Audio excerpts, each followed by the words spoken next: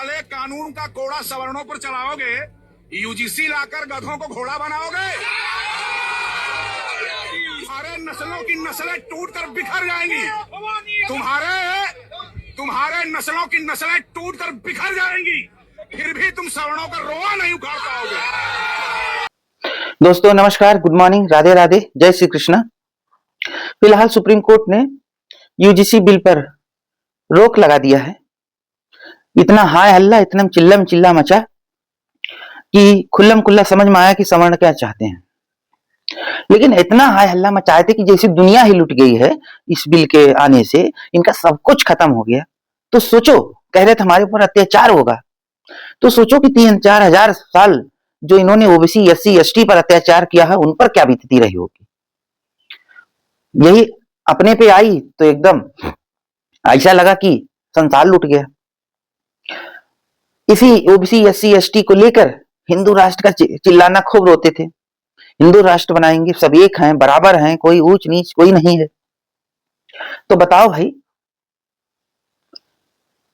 अब क्या है, बराबरी का दर्जा नहीं है हिंदुओं को? ओबीसी एससी एसटी हिंदू नहीं है? एक वीडियो नीचे लगा रहा हूं, देखो। कब तक काले कानून का कोड़ा सवर्णों पर चलाओगे, यूजीसी लाकर गधों को घोड़ा बनाओगे, तुम्हारे नस्लों की नस्लें टूटकर बिखर जाएंगी। तुम्हारे नस्लों की नस्लें टूटकर बिखर जाएंगी, फिर भी तुम सवर्णों का रोआ नहीं उखाड़ पाओगे। ऐसी मानसिकता वाले लोगों की वजह से ही ये बिल लागू होना चाहिए था। फिलहाल संघर्ष करेगा समाज। ये बिल इसलिए भी जरूरी था कि एक समान कानून पूरे देश में लागू होता, जिससे शिक्षा में बराबरी का हक मिलता। कैसे नहीं घटनाएं हुई हैं, रोहित वेमुला को देखो। इस तरह की बहुत सी जघन्य घटनाएं हुई हैं एससी एसटी ओबीसी के साथ भेदभाव के लिए। उसकी जिम्मेदारी कौन लेगा? उस पर भी खूब चिल्लाते तो समझ में आता कि आप ही कैसी हैं।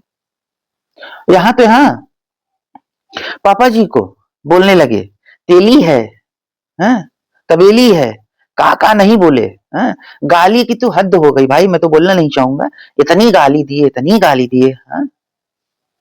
अब नहीं बोलेंगे, अब दोबारा क्या बोलेंगे उसी को पापा?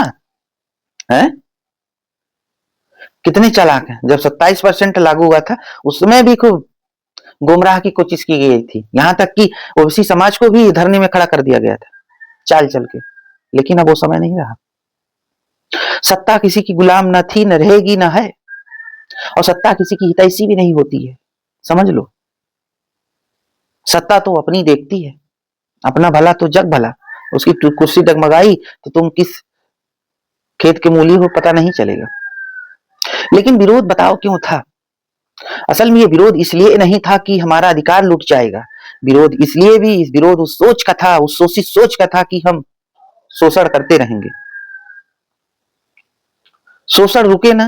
विरोध इसलिए था कैंटीनों में बैठकर ओबीसी समाज एससी समाज के लड़कों पर कमेंट कर सकें, पुरखे पुरनिया जो इनको आदत दिए गए हैं वो जारी रख सकें।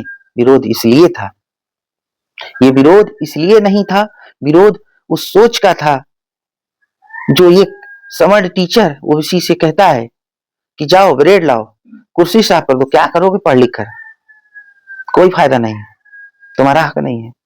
विरोध उस सोच का भी था। मैं देख रहा था कुछ लड़कियां कह रही थी, टीचर कहते हैं तुम गंदे खून के हो, तुम्हें अच्छी फैसिलिटी का अधिकार नहीं है,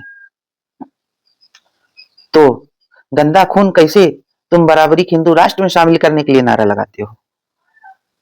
इतनी ज्यादा मानसिकता उस विरोध का था ताकि ये सब कुछ कह सकें। असली बात निकल के आ गई कि दिल में जो जहर फैला था वो निकाल के दिख गया सड़क पर कि ये कितना हिंदू बराबरी का चाहते हैं, कितना भला चाहते हैं, क्या है चाहते हैं। बाकी समझदार है आप लोग, कमेंट बॉक्स में बताना आगे क्या होना चाहिए। दोस्तों नमस्कार, धन्यवाद। इसी के साथ वीडियो समाप्त करता हूं। अपना ख्याल रखें। जय श्री कृष्णा, राधे राधे।